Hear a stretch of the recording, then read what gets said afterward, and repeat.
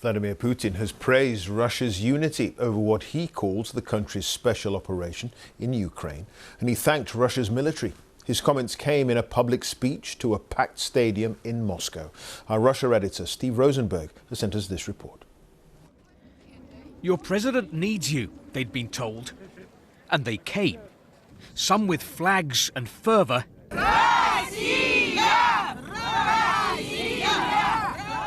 Others with the letter Z that's been painted on some Russian military vehicles in Ukraine.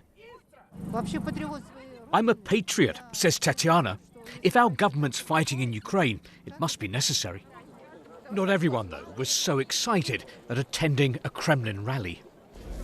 Well, we've spoken to quite a few people here who told us that they were either forced to come here by their employers or promised the day off if they would come here, but no one would go on camera.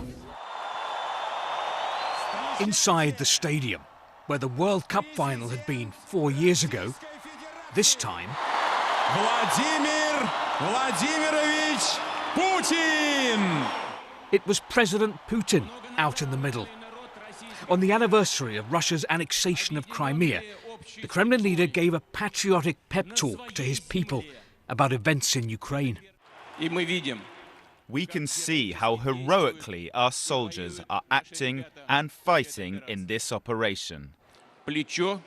Shoulder to shoulder, they help and support one another. But what happens to Russians who call it an unjust war? This. The letter Z and offensive graffiti have been sprayed outside apartments of people criticising the Russian offensive. Journalist Anna Loiko was among those targeted. This week, she heard her president railing against traitors and pro-Western scum.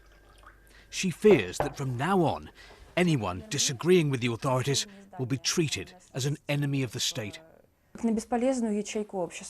They see people like me as a worthless part of society.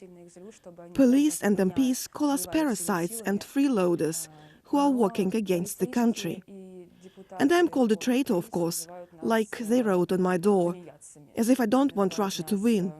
But I just don't want our country to be fighting.